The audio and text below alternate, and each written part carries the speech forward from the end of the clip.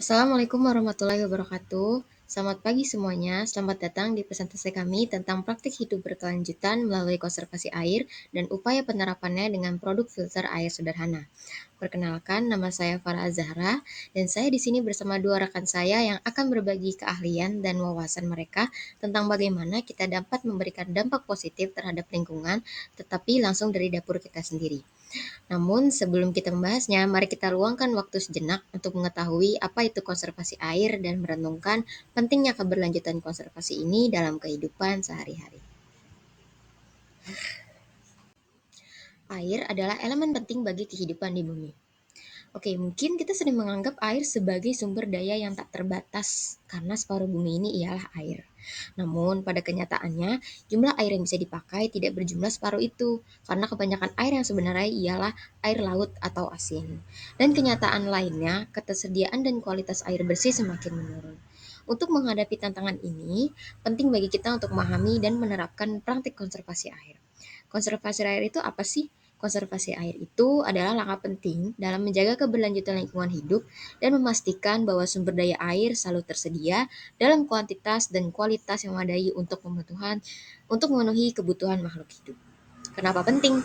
Karena menjaga ketersediaan air dalam kualitas dan kuantitas yang memadai, menghindari permasalahan seperti pencemaran, kekeringan, dan bencana alam yang terjadi secara darurat. Tujuan dan manfaat konservasi air. Tujuannya ialah mempertahankan dan meningkatkan potensi dan ketersediaan air, baik air permukaan maupun air tanah, sesuai dengan fungsi dan manfaatnya. Dan juga selain itu bisa memastikan keberlanjutan sumber daya air untuk masa depan, mencegah kerusakan ekosistem, serta menjadi peran penting dalam kesiapsiagaan kelangkaan air dan pemulihan bencana. Dan manfaatnya yaitu ada perlindungan dan pelestarian sumber daya air, pengawetan air, pengelolaan kualitas air, dan pengendalian pencemaran air. Selain itu juga bisa manfaatnya membantu menjaga keseimbangan alam, serta menjamin ketersediaan air untuk generasi mendatang. Dengan demikian, kesadaran dan tindakan konservasi air ini menjadi esensial untuk kita bisa menjaga kelangsungan hidup manusia dan ekosistem secara keseluruhan. Terima kasih para Zahra, senang sekali bisa berada di sini bersama Anda semua hari ini. Saat kita memulai perjalanan kita untuk membuat filter air, mari kita pahami penerapannya. Pada konservasi air, melibatkan pengelolaan sumber daya air dengan tujuan untuk mempertahankan dan meningkatkan potensi dan ketersediaan air, baik air dari permukaan maupun air tanah, sesuai dengan fungsi dan manfaatnya, agar sumber daya air tetap tersedia dalam kualitas dan kuantitas yang memadai untuk memenuhi kebutuhan air saat ini dan di masa mendatang. Konservasi air adalah langkah penting dalam menjaga keberlanjutan lingkungan hidup dan memastikan bahwa sumber daya air selalu tersedia dalam kualitas dan kuantitas yang memadai untuk memenuhi kebutuhan makhluk hidup. Penerapannya bisa seperti penampungan air, memperbesar infiltrasi air ke dalam tanah, menyediakan suplai air yang memadai untuk tanaman, dan pengendalian pemanfaatan sumber daya air. Dengan demikian, konservasi air memungkinkan perlindungan dan pelestarian sumber daya air, pengawetan air, pengelolaan kualitas air, dan pengendalian pencemaran air. Melihat kondisi sumber air yang semakin jarang, beberapa wilayah kesusahan untuk mendapatkan cadangan air bersih. Dengan begitu, dalam upaya memaksimalkan penggunaan air di sekitar kita, sumber air yang dapat digunakan yaitu sumur dan sungai yang tidak tercemar.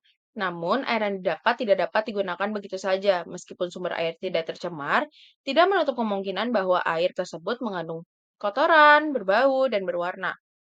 Filter air sederhana adalah penghalang atau media yang digunakan untuk menyaring dan menghilangkan kontaminan dalam air.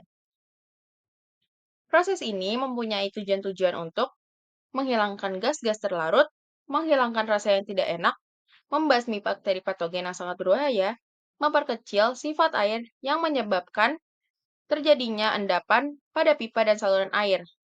Selanjutnya, ada Alia Madina yang akan menjelaskan mengenai tutorial dan bagaimana proses filter air bekerja. Kepada Alia, dipersilakan. Terima kasih Saudari Farah Zahra dan Ashifa Cantika atas penjelasan yang sangat menarik dan bermanfaat. Sekarang saya akan menyajikan tutorial singkat mengenai pembuatan filter air sederhana.